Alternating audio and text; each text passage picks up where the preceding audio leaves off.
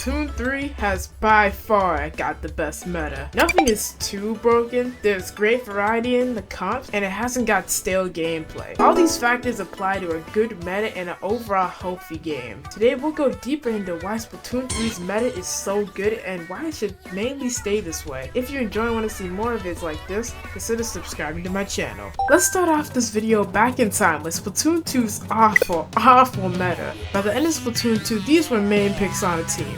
K-Shot and N-Zap, mainly relying on special spamming, bomb spam, and uninteresting gameplay for Splatoon 2. Not even really moving out of spots, just staying there and farming. Also was filled with shooters, literally sometimes being full team comps. This prevented slower weapons like the Dynamo Volt to even be played due to not being able to get out of bad situations thanks to the missiles, and Ink Armor just prevented them from hitting you, which is a slow attack, meaning they couldn't really be viable. And you know, you had the usual outclass weapons like stood no chance.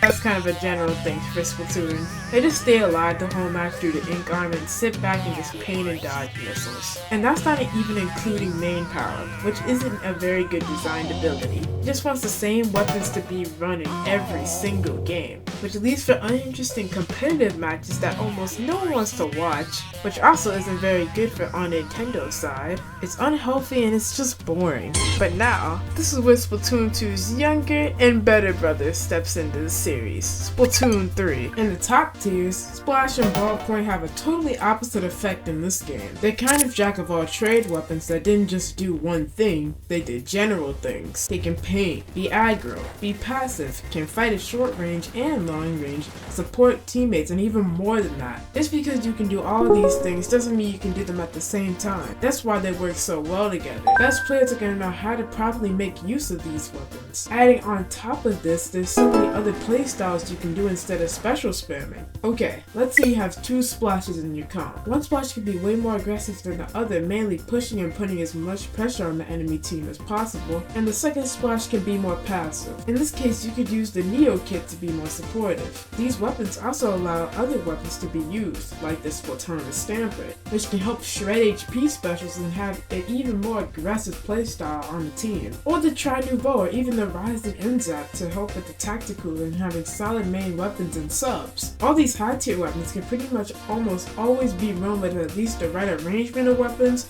and the right top tier. Let's say you have a short range comp with a 52, with a splatter shot and dualies, you might want to run a ballpoint. Or you could swap out something like the splatter shot with the splash. There's just so many more options available than Splatoon 2's awful design. But then again, these weapons are not broken. Like, they can still die from other high tiers, but they can still fight them, which is why it's such a better meta than Splatoon 2's. But that's not all. The specials really carry this meta and shape it into what it is. Not saying these main weapons don't, but these are even bigger. One of the best factors is that they can still be countered. Perhaps still has to be charged up and has a slow firing speed to start. An Inkjet has fairly slow movement and has a recall. There's really only a few specials that can't counter these top tier specials, really only being Big Bubbler.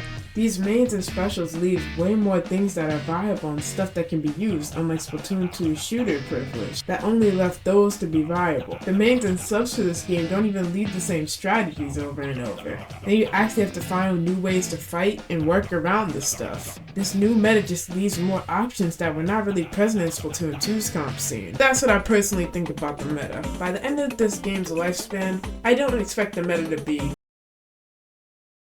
but I think it will be way better than Splatoon 2's. I hope you enjoy and subscribe for more.